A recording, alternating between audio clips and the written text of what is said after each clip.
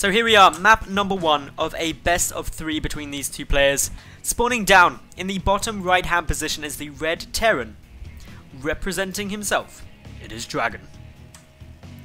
And his opponent, to the top left, the teal Protoss player, representing Vega Squadron, it is Romson. Always very good times, excited to see these two play. PvT, a great matchup, and I've actually cast 3 in a row. But this is the first best of 3 series of the evening, and that makes me very happy because best of 3s generally mean that we're not going to be seeing as cheesy play or as aggressive play, but rather people wanting to really win on the merit of their skill, because you might be able to get a lucky, or not a lucky, you might be able to get a good all-in one map, but then the second and maybe even third map, your opponent is going to be keeping a close eye out for those.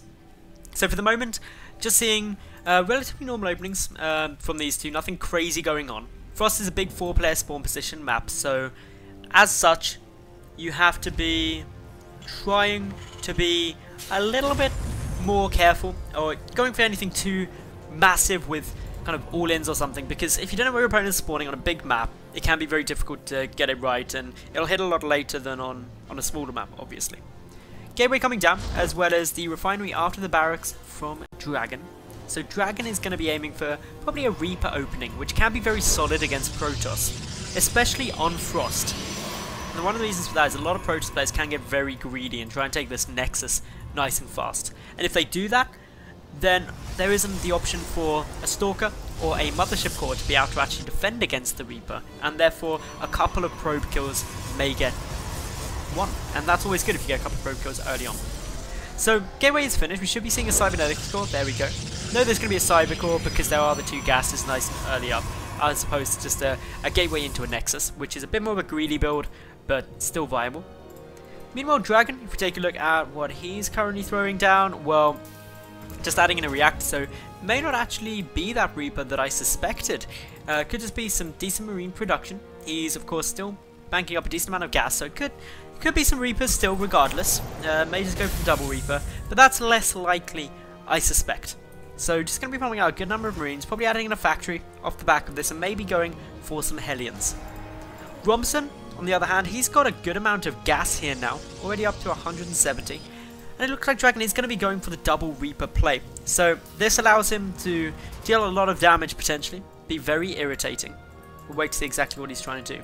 Robinson just checking around to make sure nothing too scary is happening. Puts a pylon right at the edge of the natural, and this is just to grab vision of anything coming through, giving him as much notice as possible to see any, say, Oracle play, or sorry, any kind of drop play that comes through. So good decisions there coming out from our Protoss player. Meanwhile, Dragon, his first 2 Reapers are out on the field. He's adding in Marines off the back of that, and that makes sense, because once you've got the 2 Reapers, you don't really want many more. So they're just going to be coming out, checking, making sure if much else is coming through. CC is of course on its way, the factory getting started up to some good tech, while Romson is going to be going for a Stargate, putting it right at the edge of its natural base where it's less likely to get scouted. Most Reapers, most players will be looking in the main base, checking all around there, not at the back of the natural, because it is a more vulnerable location if there was a big push going to be coming through. So pull back from the Reapers, they're just going to be going up the side, jumping up this little bit of cliff right at the edge of the main base just to go and get some scouting and potentially a couple of probe kills. Mothership Core and Stalker are a little way out of position, and that's going to allow these Reapers to start dealing some good damage. Take 5 shots from Reapers to take down probes, so they're actually getting a good number of kills here. Dragon still moving forward. He's actually racking up quite a few worker kills, 5 already just from these 2 Reapers. They are shut down, but that's nicely done. Unfortunately, what isn't seen is the tech, and that's going to be quite frustrating. Dragon, though, he adds in a Widow Mine straight away to that mineral line, and therefore with a Widow Mine, he should be able to deal with that Oracle fairly effectively if it gets a good detonation off. The Starport coming through too, and with the second Widow Mine coming out, you can transition out of this using the Widow Mine defensively in order to use that Widow Mine offensively with some drops. Scan coming down from Dragon now, doesn't see the Stargate, and this is the beauty of putting that Stargate at the back of the Naturalist. It's so much harder to scout it coming down. So this is all looking good at the moment, at least for the element of surprise for Romson. Dragon, though, he's got a bunker up at the natural. As I mentioned, the Widow Mine there at the main mineral line. And just adding in now a medevac. So nothing too crazy as of yet. Tech Lab coming down as well. We could see a switch down from here. We may also see some tank production that isn't completely uncalled for. And yeah, this is all looking very, very normal. The Oracle is going to take out the Mule. That's a good prioritization fire there from Romson. Minimizes at least a good chunk of mineral income for quite a while, and doesn't want to take too much of a risk doing much else. But the second Oracle may now catch Dragon off guard. Dragon, how many Marines has he got up here? Okay, so he's got 6 Marines, so that does beat an Oracle in a head-up fight. The medevac saw it coming too. That's also very, very helpful. A couple of these SCVs are a little exposed, so 1 kill coming down there. The Oracle, the second Oracle, is ready to go into the natural yet again if required. So this is just a little bit of damage being done. Romson does need to pull that back, is able to get away safely. If we take a look at Romson's base though, he's adding in the Twilight Council and Robotic Facility plus a Forge, investing incredibly heavily in getting down pretty much as much tech and upgrades as possible at this stage of the game. The Oracle is still getting some good damage down, racking up a very good number of kills actually here. Backing away though as he runs out of energy. The second Oracle is ready to come straight back through into the main base though, skirting along the bottom, may be able to get a couple more kills. In total, 12 workers killed by Dragon with these Widowmine drops and the Reapers, whereas only 7 killed by the Oracle. So that puts Dragon down a little in the worker count, 30 to 41, but does mean that he is obviously still relatively equal in terms of the income due to those 2 mules. So this Widowmine about to come off cooldown again, going to rack up some more kills, already got 7, gets another 2 there. This is some very good times. Is there an observer out? Where even is that observer, if there is one? No, it isn't, it's not in production yet. Romson's attention must be elsewhere, because leaving this Widowmine up is allowing a huge amount of damage to be done. We do have a couple of Zealots being warped in here. That Widowmine does still have 10-11 seconds on cooldown. Will the Observer be able to get over there in time? It's going to be pretty close. A Photon Cannon coming through as well. The Widowmine should be able to get one last detonation down. Will rack up a few more kills. That's a big one. 12 workers killed by 1 Widowmine. Exceptionally well paid for itself. Romson does have a third though, so is still producing a good number of SCVs, a good number of probes, so we wouldn't have wanted to lose that many. He's also getting good counter damage done now with these Oracles. There's only 1 remaining, but that Oracle's got 16 kills, so both players losing significant numbers of workers now, 17 and 18 on each side respectively. But this is just heavy losses. Romson adding in a good number more gateways, 4 more in production. We can see the engineering bay coming down as well now from Dragon. That's going to allow him to get upgrades and also missile turrets. Perhaps now had enough of taking worker damage from those 2 Oracles, which have definitely paid for themselves. Both of these 2 players doing exceptionally well in terms of their harassment damage. As we approach the 12-minute mark, this is where things start getting a bit more scary for both of them, because a key upgrade start finishing. Blink, nearly done. Immortals getting pumped out, plus 1 armor, nearly done as well for Romson. Meanwhile, for Dragon, Stim's about halfway, so that's a bit delayed, but he's also got his 3rd Orbit Command morphing in. Should start some upgrades of his own too in terms of the attack and armor. But it's actually looking to be Romson who's got quite a lot of power here. He's also got a very good economic spot. He's up 61 to 37 workers, giving him a solid income lead, especially in the gas, which arguably isn't as important for Dragon, but he's still very low on that gas when starting those upgrades. A Hallucinated Phoenix gets taken down. Romson happily mining off of those 4 Thespian guys at the moment. Probably going to add in the 5th and 6th shortly. Hasn't got a robotic space, so no splash damage abilities as of yet, nor is there Templar Archives, which is the other option since the Twilight Council is already down.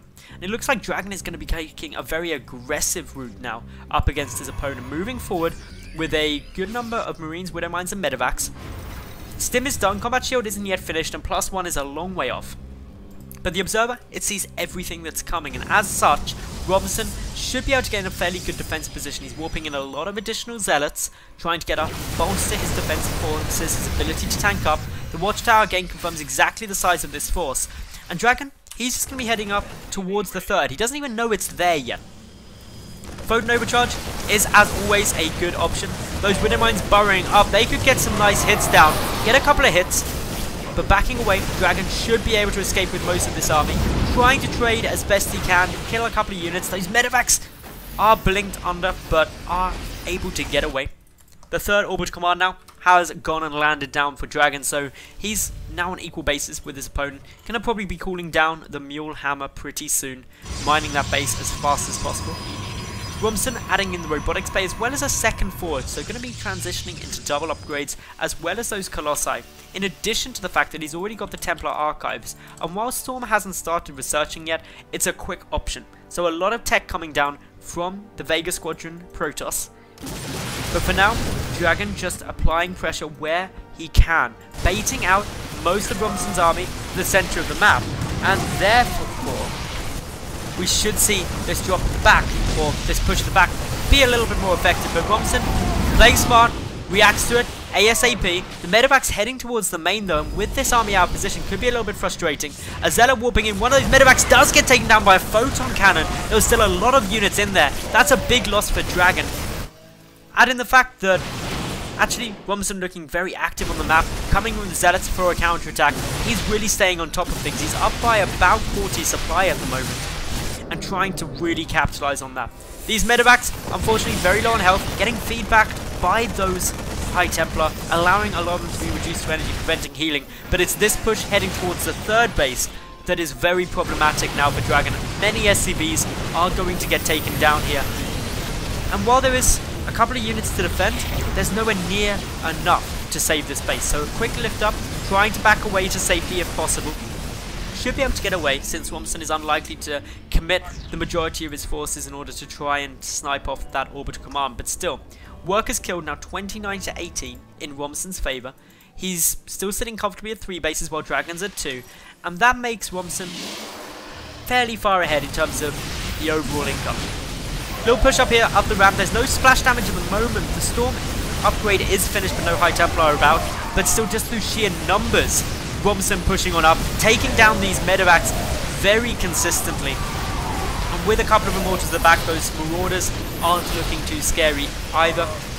There is a few good force fields just trying to block out and allow Romson now to retreat. But Romson starting to get into a real stride in this first map of the series. Taking down this army effectively, blinking aggressively forward, loses a couple of units through doing that, but the Zealots able to tank up significant amounts of damage. The wall of the Natural is still acting as a tiny little choke that's a little bit more awkward than perhaps Romson wants to try and engage into. Still with no splashes, warping in more and more Zealots with charge though, and the 1-2 upgrades looking strong. The medevac count looking very low. Dragon, GG, well played, and Romson is going to take map number 1 of this best of 3.